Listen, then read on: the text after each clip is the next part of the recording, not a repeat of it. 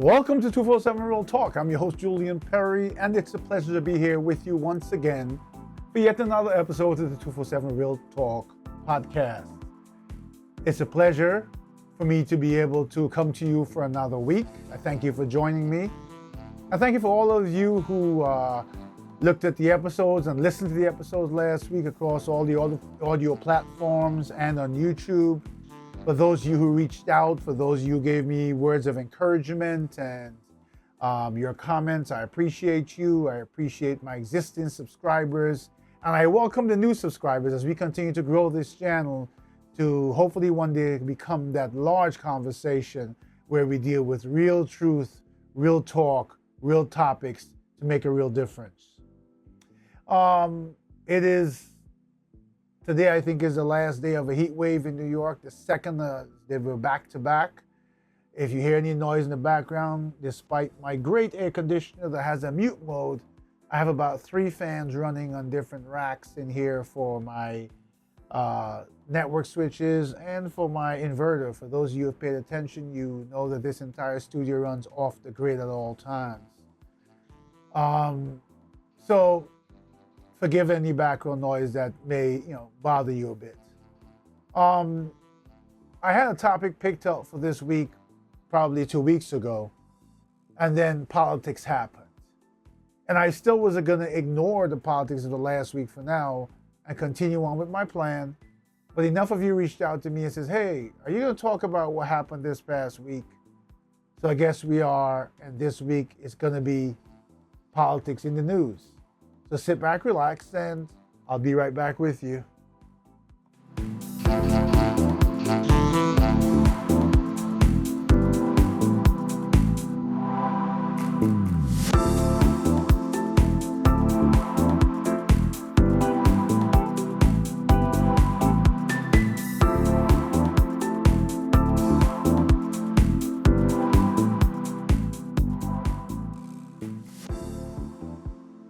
So welcome back. As I said, I'm going to talk a little bit about the politics of this past week. Normally I tell you, it's going to be a short episode, and it ends up being 30, 40 minutes. I'm hoping really to have a short episode. I keep trying, and I think I will this week because I'm not ready to speak on the past events of this week. I think there's a lot more to learn, a lot more to know, a lot more we don't know. But people want to hear what my thoughts are up to this moment, so I will indulge those who have asked for just a bit. So we know the big elephant in the room, right? There was an assassination attempt on former President Trump as he was at a campaign rally. By his own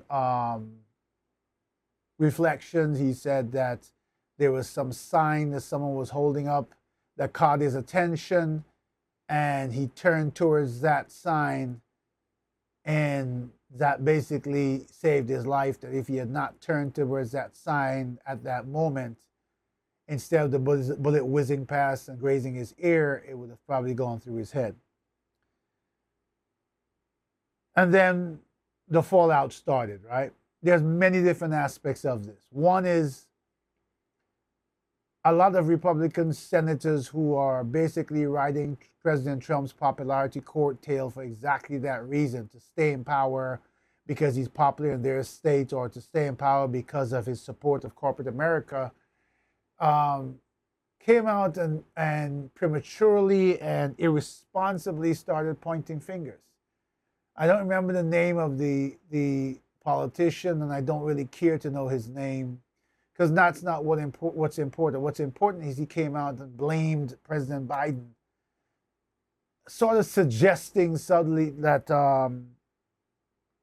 it was orchestrated by his office, by President Biden's office.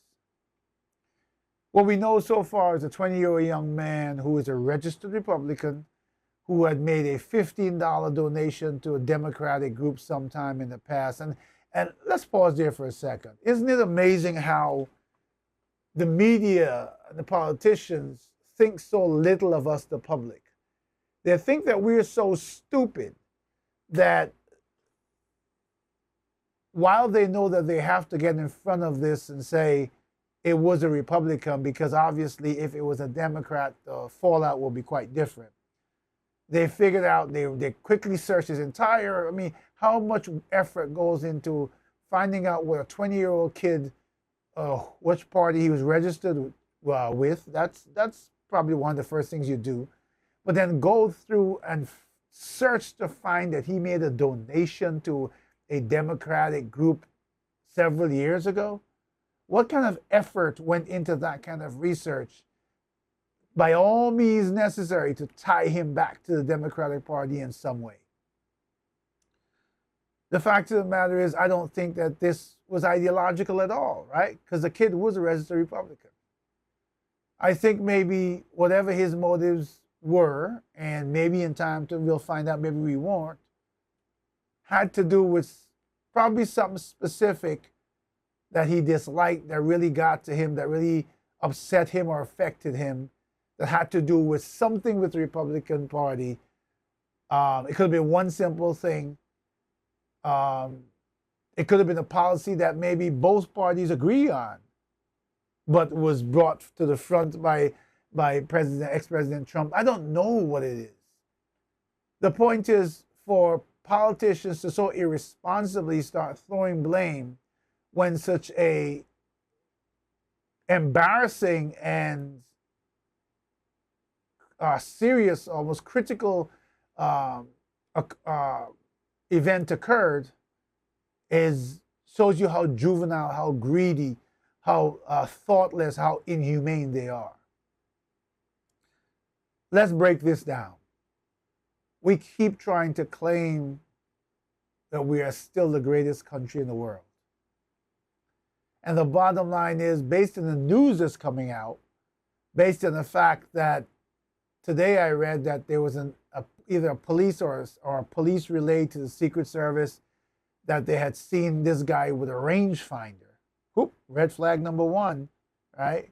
He's outside the border of the perimeter of the event, but he has a rangefinder. Well, a rangefinder is quite different from binoculars, right? Binoculars, you didn't get a seat in and you're trying to see what's going on from a distance. A rangefinder does exactly that.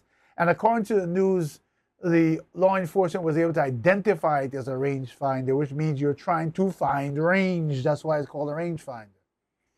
There are other reports that several people alerted police that they saw this gentleman climbing up some stairs or something with an AR-15. And while there's open carry there where the event was being held, outside of a presidential rally, climbing stairs with AR-15 is reason to not only be alarmed, but to shut down whatever that person is doing immediately. Again, these are all allegations. These are all hearsay. I wasn't there. I'm reading the news just as you are. But we had a failure. I mean, the sniper that took out the shooter was part of the security detail. And as far as I know, whenever a president is visiting anywhere, even a sitting president or anyone who has Secret Service security, they do an advanced team. They sweep the entire neighborhood. They look at all the surroundings. They look at any possible vantage point. Now, I understand it is impossible to rule and to stop 100%. There's just so many ways that people can come up with and be so innovative. But again, if it is true this guy was running around the perimeter, outside the perimeter, AR-15 and rangefinder, and there's law enforcement who's making this report about the rangefinder, then we had a breakdown in security somewhere. And the reason I'm making that a sticking point is because part of being the greatest nation in the world means that dignitaries, politicians, whoever receives this kind of security, it has to be top notch. Those kind of failures, I mean, I remember watching over and over when President Reagan was shot. And again, I don't think there's just no way to, in a world where people can make 3D print weapons and make them in all shapes and sizes that they seem normal, it's sort of impossible when you have a large crowd like that to basically protect someone for every single second.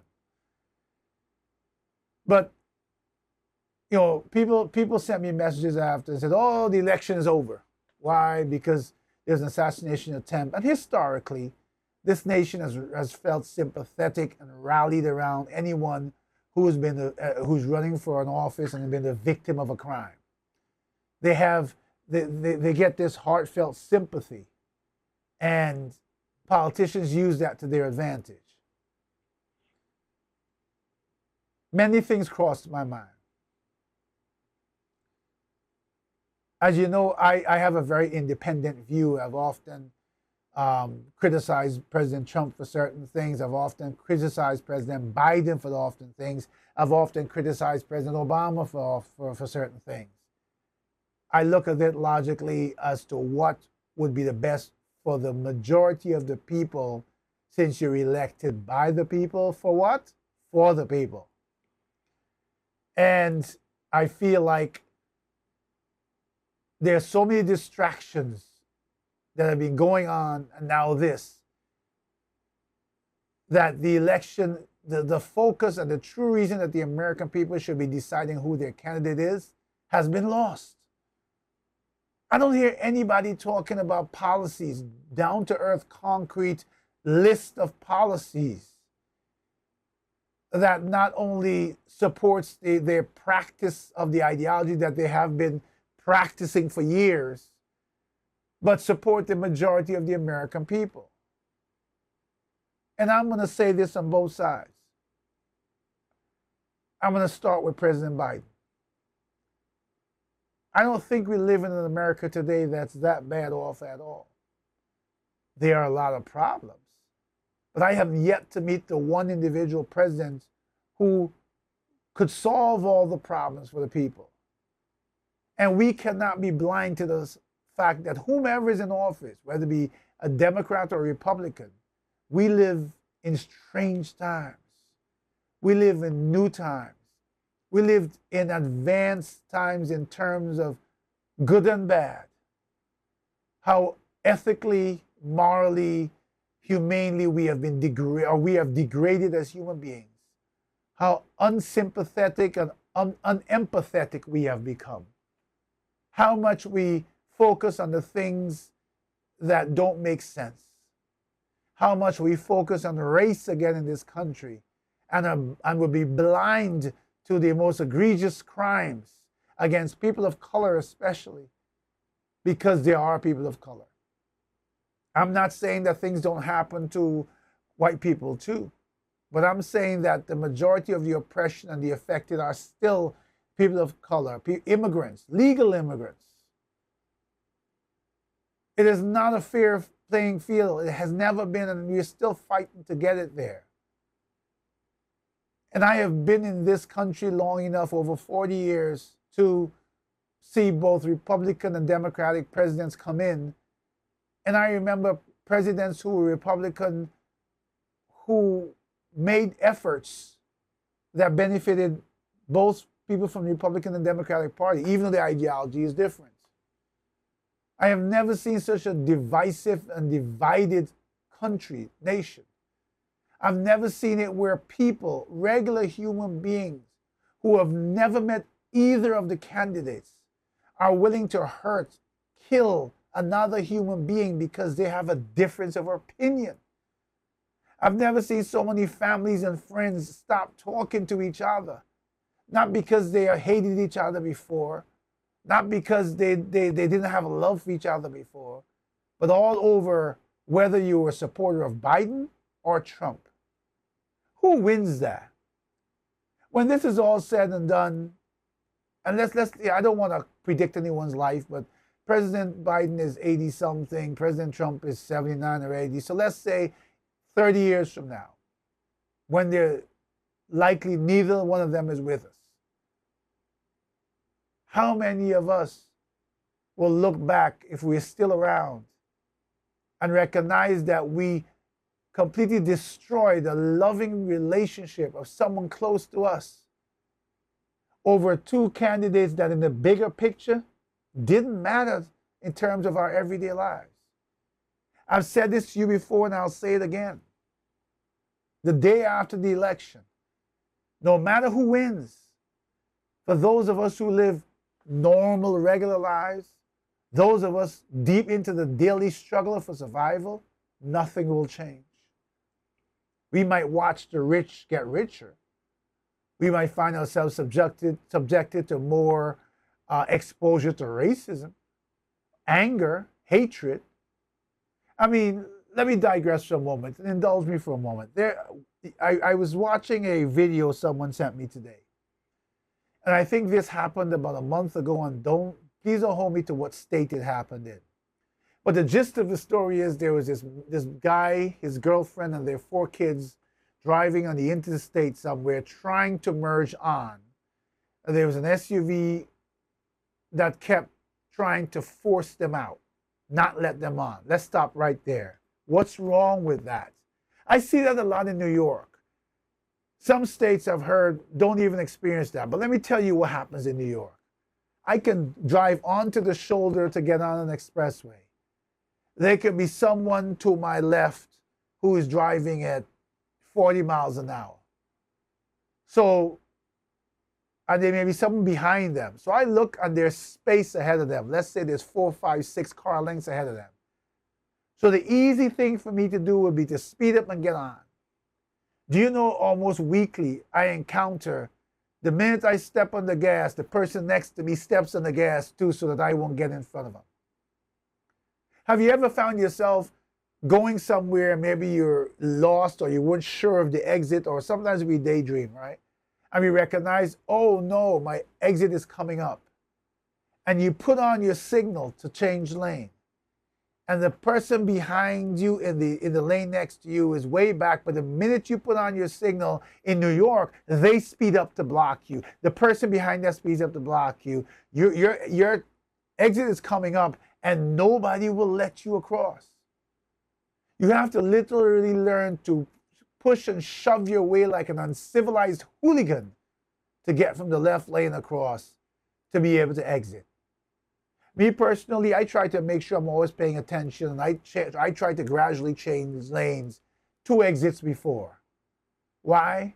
Because I have become accustomed to the heartless nature of many people in this same state, New York. Many of the drivers on the road.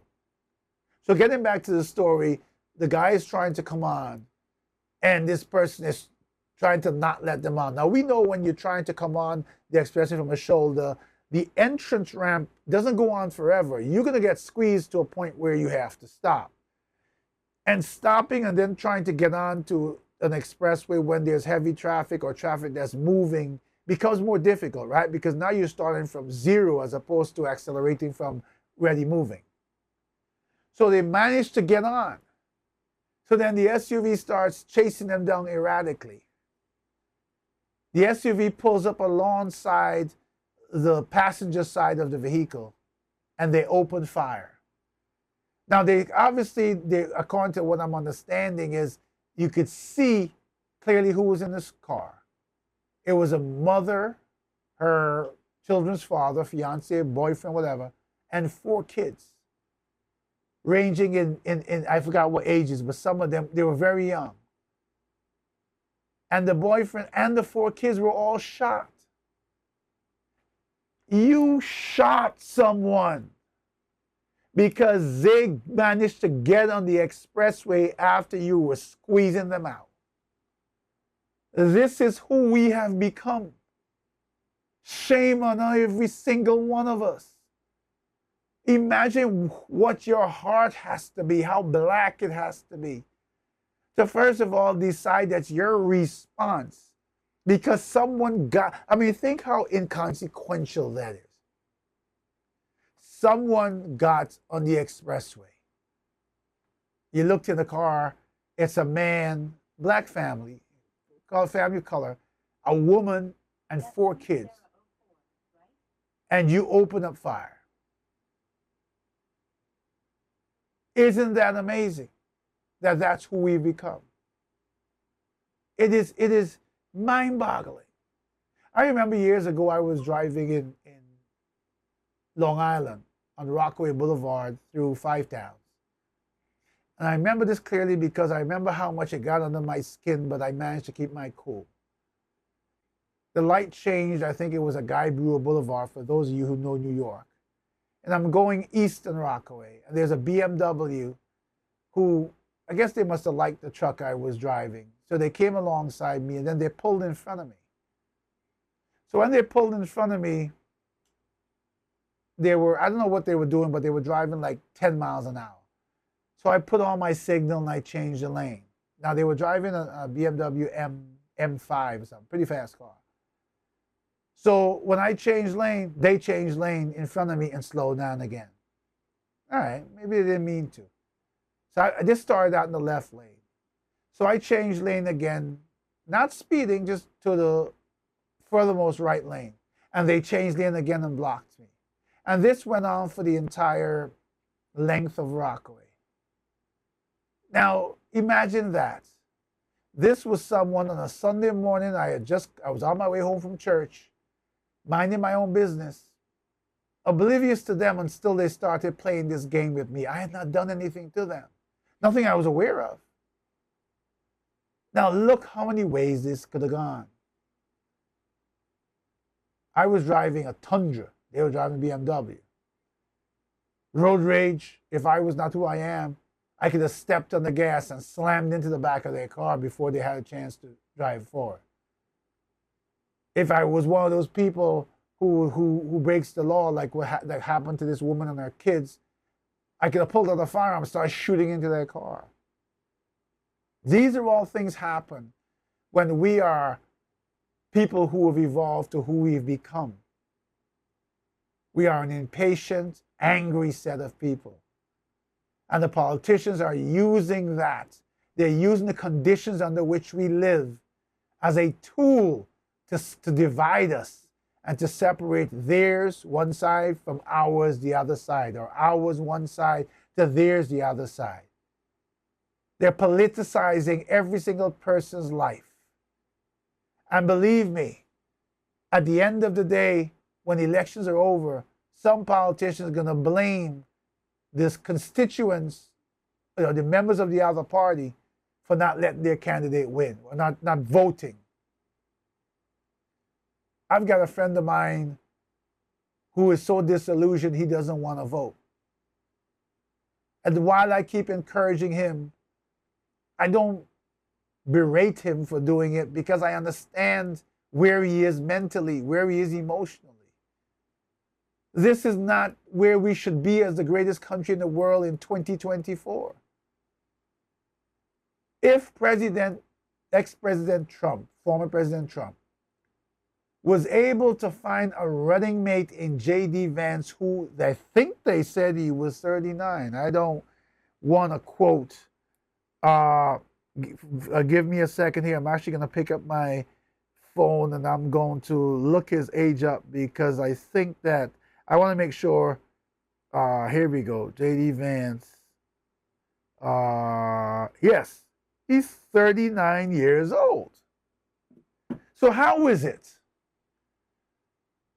that former President Trump can find a running mate for a vice president at 39 years old, but we could not find a gentleman like this, or two or three, to challenge and run for president of the United States? Do you recognize that if President Trump were to become president again, and then had to step down, or whatever happens, and he's no longer there, this gentleman who is 39 years old would be the president of the United States of America? Yet we couldn't find talent to offer us these options in choosing the next president of the United States.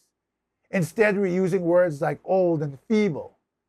And we're using words like old and feeble in the worst way, because we can't seem to separate them as human beings from intelligence, logic, and ability.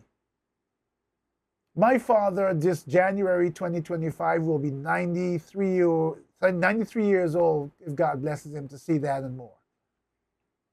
And he's as sharp. He's a retired Supreme Court judge. He's as intelligent. He's as well-spoken. He's dealing a little bit now with some short-term memory issues, but long-term memory is as sharp as a tack. So why is it that we feel that if someone is physically feeble or getting older, that somehow they've lost their mental ability with AIDS around us. Remember, we fail to realize that no matter who is president, a lot of the decisions that are made, even executive orders, they're usually made with the input of AIDS. So who you surround yourself with is just as important. So if we're going to chastise or ridicule the Democratic Party because of the age of President Biden, then we need to do the same, the Republican Party, because of the age of President Trump. Because to me, a few years, 5 years separates them or whatever, that's at that point, it doesn't matter to me. We're not talking about 35 and 40. We're talking about 79 and 84. So I don't really care. But it is mind-boggling that former President Trump can find J.D. Vance, 39 years old. But this nation that has two parties we support, main parties, the Democratic and Republican, could not find two candidates, a young upstart of a Republican and a young upstart of a Democrat, to go after it with their policies, their drive, their intelligence, their will, and their determination to win our votes. Instead, we are voting for which candidate can insult the other one more, which candidate is lined up with our need to either be hateful, racist, whatever. Wherever you sit on whatever side you sit on, the battle has become vile. The battle has become un-American. The battle is almost undemocratic. And in America, this battle should be unheard of. So this past week in politics should give you a lot to think about. And I will say this, I'll be bold enough to say this. What happened with the attempt on President Trump should never have happened. I don't care what side of the aisle you're on, Democrat or Republican. We just cannot have a lapse in any kind of security so that someone who has, it doesn't matter what your differences are, whether you, or anyone disagree or agree with that candidate, they cannot face the threat of assassination. Those days have to be over. But I always remember in the back of my mind, I always tell people, man appoints and God disappoints. I heard President Trump say that at the convention he had this really hard-line speech written. And he has rewritten his entire speech to try to unite America.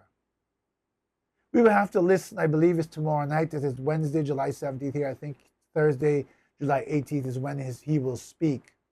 I'm not sure whether I will listen or not, only because I'm so oversaturated with what politics has become that sometimes, even though it's a podcast that you should listen to these things, I look at the notes the next day. But I'm hoping that the whole nation recognizes how vulnerable we all are, how much power we think we have and we don't. I have a friend of mine who is a bit younger than I am, was going about his life normally, and about 5 weeks ago, he suffered a massive stroke. He's been in a coma for 5 weeks, has not come out of his coma. The doctors believe he can hear people, they see brain activity, but he's 5 weeks. I'm giving you this example to tell you that no matter how much in control, how powerful we are, if we get to be too much, Almighty God can say, good night, you're coming home. And in a split second, it's over. There are enough of us who have visited or met with someone one day only to hear that person is gone the next. There is enough of these occurrences for us to recognize that we who think we are all almighty and powerful, we're living a lie to ourselves, because there's only one almighty and all powerful, our Creator. We need to recognize that things happen sometimes in life at the worst moments to make a change to bring us together. And there is a possibility, as the Bible has shown in so many cases, with Saul and so many other cases, that the worst can change to become the best. I'm not saying that will happen here. I'm just saying that in the darkest moments, and this is a dark moment in our nation's history, I seek some sort of light and some sort of hope that this hatred and this spewing of anger and vengeance will have a defining moment that will change it and reverse our course, or at least slow down the pace that we are sprinting towards becoming an all-out hell. It is time for us to stand up. Those of you who have listened to my podcast each and every week and have heard me make a call to action, but have continued to listen but have done nothing because you're too busy, or because I like listening to him and then I go back to my life. Recognize that each time I plead with you, it's an opportunity for you to change and recognize your place in your life, in the lives of those you love and those around you, and in the bigger picture, in the history of this country and of this world. I often tell you that what I do in this podcast each and every week as I plead with you and I bring real talk to you is my way of helping, sharing, empowering, doing my duty as a child of God, and paying my dues that I believe are due for occupying a space on this place we call Earth. I plead with you again. Please share the podcast. Please encourage people to listen. Please encourage people to subscribe. Be the hands and the voices to the people that surround you that I cannot reach. Have them join and listen. Have them send me their messages as so many others you do. Not only of encouragement, but of talking points and of issues that we have to discuss. I think this is about the 211th episode. And as long as God gives me health and strength, I'm not going anywhere. And whether there's thousands of you, tens of thousands of you, or one person listening, I will be here to give you real talk, to have a real check-in, to make a real connection with you, to hopefully and ultimately make a real difference. I thank you once again for yet another opportunity, for another week, to be a part of your lives, to disrupt your momentum for a moment so that you can sit and listen and think about what I've said, how you can make a difference, how it will impact your lives. Pay attention to what's going on around you and start to become a part of standing for something. Because if you stand for nothing, then you will accomplish nothing. Thanks again for this opportunity. It's always my pleasure. I am so appreciative of all my subscribers, new, continuous, old, and for all the support I've received. It is always an absolute honor and privilege to be a part of your lives and to come to you each and every week. Do have a great week ahead, the rest of the week, an amazing weekend. Go forward, empowered. And for those of you who understand who my Creator is, I know He lives, and you can do all things through Christ who strengthens you. Until the next time, please take care of yourselves and each other.